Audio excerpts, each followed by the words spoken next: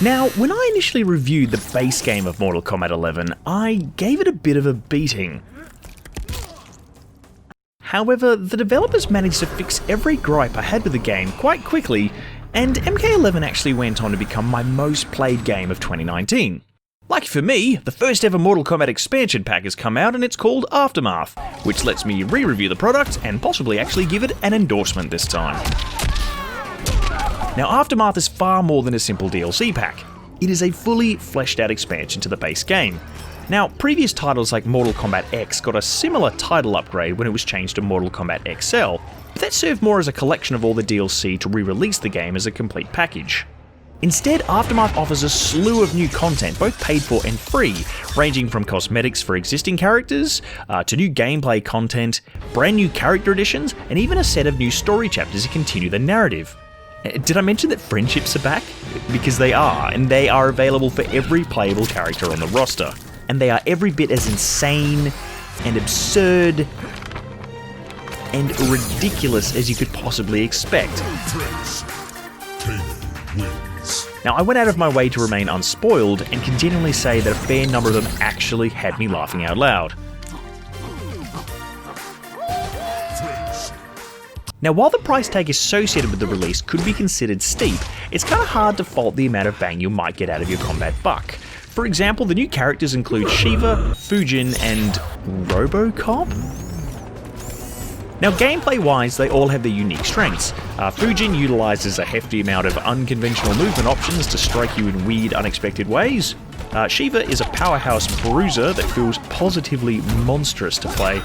And Robocop is a slow, methodical zoner that plays like you're reenacting the 1987 film. He's even voiced and performed by the original Cyborg himself, Peter Weller. He was Robocop in the first two movies. Crime does not pay. There's even a fantastic inclusion of several new arenas to fight in, including some downright clever ways of bringing back beloved retro stages and get them into the 2020 platform. Now, regarding the story content, the Aftermath campaign actually picks up literally the moment where MK11 ended, taking us on a madcap epilogue story that allows the player an opportunity to play all the returning Mortal Kombat DLC characters, including Sindel and Nightwolf from the Kombat pack.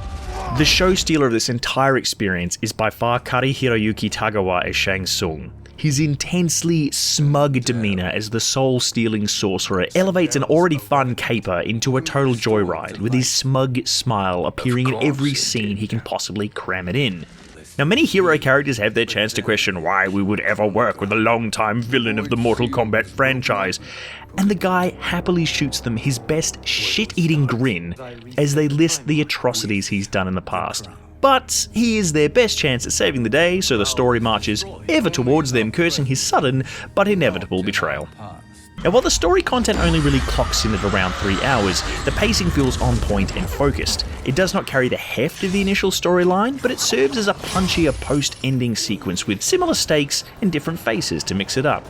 It was a total joy interacting with the combatants again, and having the outsiders finally appear in the big screen narrative made the whole Mortal Kombat 11 experience feel just a little bit more complete. At its core, Aftermath is an exceptionally polished collection of content, expanding the base Mortal Kombat 11 product in a fulfilling and interesting way. However, when you stack up the freely offered portion of the content besides the $60 Australian price tag, you may find yourself weighing up how much of the paid portion appeals to you.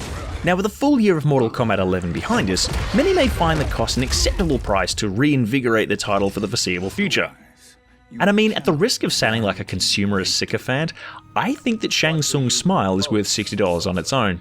And as a bonus, I get to play as Robocop, so, I mean, there's worse ways to spend money.